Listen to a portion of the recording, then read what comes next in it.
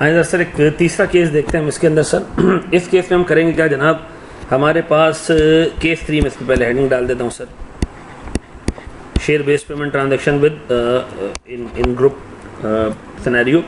Sir assume करें कि हमारा जो सर्विसेज का बेनिफिशरी है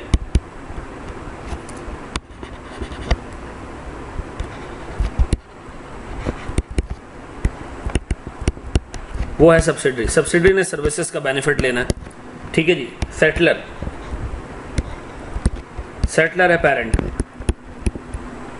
पेरेंट ने कहा मैं ट्रांजैक्शन सेटल करूंगा, और रेफरेंस कंपनी सर किसके शेयर से सेटल होगा? सर सब्सिडरी के शेयर से सेटल होगा।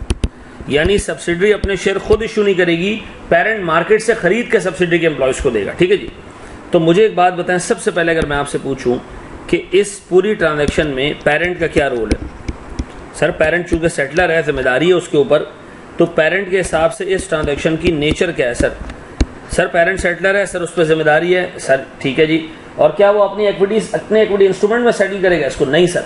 देखिए इक्विटी सेटल दो ही केसेस में हो सकता है, या तो सेटलमेंट की जिम्मेदारी ना हो, या अगर जिम्मेदारी हो तो वो अपने शेयर में सेटल करे। तो सर इस पर तो जिम्मेदारी है और अपने शेयर में सेटल नहीं कर रहा बल्कि सब्सिडी के शेयर में सेटल कर रहा है। तो सर ये पेरेंट के लिए एक कैश सेटल ट्रांजैक्शन है, ठीक है जी। यानी सर इसको ट्रांजैक्शन सेटल करनी है फाइनेंशियल एसेट दे के, अपनी इक्विटी दे के नहीं, ठीक है जी। अज्यूम करें सर, एक छोटा सिनेरियो हम लेके चलते हैं। अज्यूम करें कि सर हमारे पास जो सब्सिडरी के एम्प्लॉयज़ हैं, ये सब्सिडरी सॉरी ये जो ट्रांजैक्शन है सर, मैं इसको क्वेश्चन लिख देता हूँ सर यहाँ पे। सर हमने सब्सिडरी के एम्प्लॉयज़ से कहा कि एम्प्लॉयज़ हम आपको टोटल रिवॉर्ड टोटल 200 शेयर्स देंगे, ठीक है जी। 200 शेयर्स देंगे रिवॉर्ड में, ठीक है जी, जिनकी फेयर वैल्यू ग्रांट डेट के ऊपर 30 रुपये, ईयर 1 पे 40 रुपये, ईयर 2 पे 54 रुपये। ये तुम्हें टोटल मिलेगा बस, ठीक है जी। टोटल ये हिसाब होगा।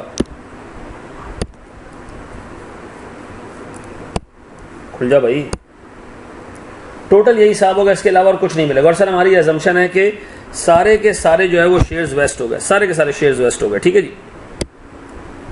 अब बताएं सर, सबसे पहले अगर मैं इसको पेरेंट की बुक्स में लेके चलूं तो सर पेरेंट की बुक्स में कैश सेटल्ड है सर, 2 साल की सर्विस कंडीशन है सर, ईयर 1 और ईयर 2। इंस्ट्रूमेंट्स सर सिर्फ 200 और 200 सर, इसमें कोई चेंज नहीं है। हम अज्यूम करें तो सारे के सारे वेस्ट हो गए। फेयर वैल्यू कैश सेटल्ड है 40 54 सर, मेरे पास टाइम सर 1/2 सर 2/2 सर, मेरे पास क्यूमुलेटिव एक्सपेंस, बताओ जी क्यूमुलेटिव एक्सपेंस सर 40 के हिसाब से क्यूमुलेटिव एक्सपेंस सर 40 के हिसाब से क्यूमुलेटिव एक्सपेंस 4000 सर, 54 के हिसाब से cumulative expense sir 10,800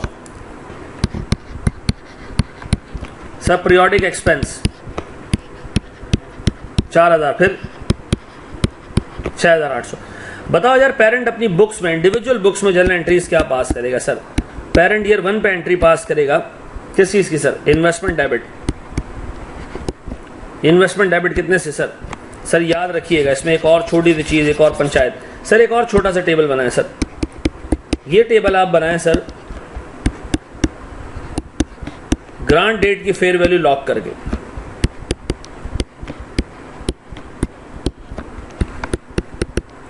sir time 1/2 और 2/2। ग्रांट डेट की फेयर वैल्यू लॉक करके अगर मैं इसको बनाऊं तो सर मेरा पीरियोडिक एक्सपेंस होगा 3000 और पीरियोडिक एक्सपेंस होगा 6000। क्यूमुलेटिव एक्सपेंस होगा 3 और 6, पीरियोडिक एक्सपेंस होगा 3 और 3। देखें एक चीज़ याद रखें, मैंने आप लोगों को एक वीडियो से पहले दी है, ऊपर अगर आप देखोगे तो आपको वीडियो नजर आएगी कि जब आपने एक्सपेंस कैपिटलाइज करना हो ना, कैपिटलाइज, तो याद रखिएगा कैपिटलाइज करना हो और लायबिलिटी बन रही हो, रेम्यूनरेशन एक्सपेंस या जो भी एक्सपेंस हो कैपिटलाइज करना हो, शेयर बेस्ड पेमेंट का एक्सपेंस कैपिटलाइज करना हो और लायबिलिटी बन रही हो, तो याद रखना कैपिटलाइज का अमाउंट ग्रांट डेट की फेयर वैल्यू से ज्यादा नहीं होना चाहिए। तो सर मैं अब एंट्री क्या पास करूंगा वो देखो जरा, एंट्री क्या पास करूंगा? सर मैं एंट्री पास करूंगा, मैं हूं पेरेंट, ईयर 1 के एंड पे मैं एंट्री पास करूंगा इन्वेस्टमेंट डेबिट पता है कितने से? 3,000 रुपये से। लेकिन मैं लायबिलिटी बुक करूंगा किससे? लायबिलिटी किससे बुक करूंगा सर? 4,000 रुपये से। ये क्यों sir? Sir capitalisation grant date की फेयर वैल्यू से ज़्यादा पे नहीं हो सकता, नहीं हो सकता। मैंने आपको बताया भी है कि सर अगर एक एम्प्लॉय सर इन्वेंट्री बना रहा हो और कैश सेटल ट्रांजेक्शन में इन्वेंट्री बना रहा हो, यानी आपने उसको कैश देना हो, तो याद रखना ग्रांट डेट की फेयर वैल्यू तक आप उसको इन्वेंट्री में डालोगे, उससे ओवर एंड अबव लायबिलिटी की रीवैल्यूएशन कहलाएगी, वो पीएनएल में जाएगी। सर ग्रांट डेट की फेयर वैल्यू के हिसाब से मैंने इसको इन्वेस्टमेंट को डेबिट किया, लायबिलिटी को ओरिजिनल वैल्यू पे बुक किया, सर बाकी का डिफरेंस में डाल दूंगा पीएनएल में। ठीक है जी, रीवैल्यूएशन ऑफ लायबिलिटी के नाम पे 1,000 रुपए। ये याद रखना, ये मोस्ट इंपॉर्टेंट चीज है इसके अंदर कि जब पेरेंट सर कोई शेयर बेस्ड पेमेंट ट्रांजैक्शन में घुसेगा, सब्सिडी के शेयर देगा सब्सिडी के एम्प्लॉइज को, तो इन्वेस्टमेंट को वो ग्रांट डेट की फेयर वैल्यू से ज्यादा पे बुक नहीं कर सकता। ठीक है जी। और सर लायबिलिटी अगर उसे डिफरेंट अमाउंट में बुक हो रही हो तो गेन और लॉस लायबिलिटी की रिवैल्यूएशन के नाम पे अलग से बुक होगा। बताएं सर मेरे पास ईयर 2 में ट्रांजैक्शन, फिर इन्वेस्टमेंट, फिर ग्रांट डेट की फेयर वैल्यू पे 3,000, सेकंड ईयर की लायबिलिटी गालिबन 6,800 बुक होगी, ऐसा है जी सर। अब बताएं बाकी दोनों का डिफरेंस सर, ये जाएगा पीएनएल में। रीमेजरमेंट ऑफ लायबिलिटी सर कितने से? 3,800 रुपए से। डन हो गया सर, ये मैंने पास कर ली पेरेंट की बुक्स में एंट्री। अच्छा अब मुझे एक बात बताओ सर, मेरे पास जो सब्सिडरी है, सब्सिडरी के लिए ट्रांजैक्शन कैसे होगी सर? सब्सिडरी के लिए ट्रांजैक्शन का नेचर है इक्विटी सेटलमेंट। क्यों सर? नंबर 1, क्या सेटलमेंट की जिम्मेदारी इसके ऊपर है? नहीं, तो खत्म हो गई बात, सेटलमेंट की जिम्मेदारी इसके ऊपर है ही नहीं।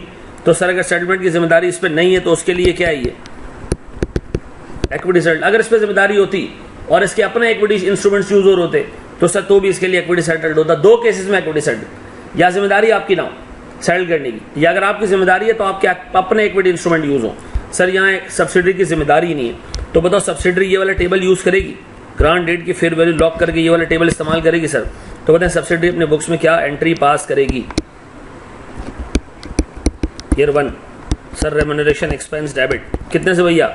कितने से रेम्यूनरेशन एक्सपेंस सर? 3,000 से। और कैपिटल कंट्रीब्यूशन रिजर्व कितने से? 3,000 से। आप ये चेक करें, इसका कैपिटल कंट्रीब्यूशन रिजर्व और इसका इन्वेस्टमेंट की अमाउंट सेम होगी। ठीक है जी। Year 2 further remuneration expense debit कितने से? 3,000 से। कैपिटल कंट्रीब्यूशन रिजर्व क्रेडिट कितने से? 3,000 रुपए से। डन हो गया। अब बताएं सर ग्रुप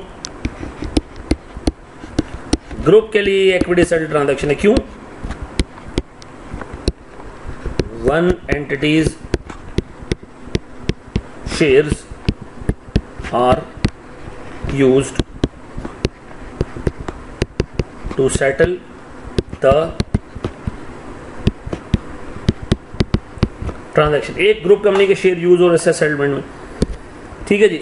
अब बताओ सर अगर मैं आपसे पूछूं तो ग्रुप के हिसाब से नेट एंट्री क्या पास होगी? ग्रुप के हिसाब से नेट एंट्री मैं अगर पूछूं ग्रुप के हिसाब से नेट एंट्री, क्या कैंसिलेशन को छोड़ो, पहले मुझे नेट एंट्री बताओ सर। ग्रुप के हिसाब से नेट एंट्री ईयर 1 पे पास होनी चाहिए। Remuneration expense debit, share based payment reserve credit. ठीक है जी। कितने से? क्योंकि इक्विटी सेटल्ड है 3,000 से। ईयर 2 में फर्दर क्या एंट्री पास होनी चाहिए? रेम्यूनरेशन एक्सपेंस डेबिट कितने से? 3,000 से। Share based payment reserve credit कितने से? 3,000 से। मुझे बताएं सर ये एंट्री तो ग्रुप पास नहीं कर सकता ना, ग्रुप तो पेरेंट और सब्सिडी के अकाउंट्स लेके कंसोलिडेट करेगा, तो ग्रुप को पास करनी पड़ेगी कैंसिलेशन एंट्रीज। अब देखें कैंसिलेशन एंट्री में क्या पास होगा वो जरा सुनो। मुझे बताओ पहले साल की कैंसिलेशन एंट्री।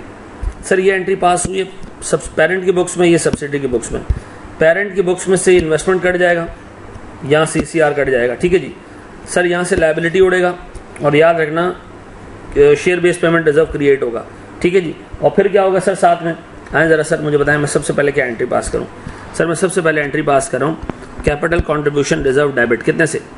कितने से भैया? 3,000 रुपए से। फिर इन्वेस्टमेंट क्रेडिट कितने से? 3,000 से। फिर आप लायबिलिटी रिवर्स करें सर। लायबिलिटी डेबिट कितने से? 4,000 से। Share based payment reserve credit कितने से? 3,000 से। और सर मेरे पास 1,000 से पीएनएल क्रेडिट होगा ताकि इस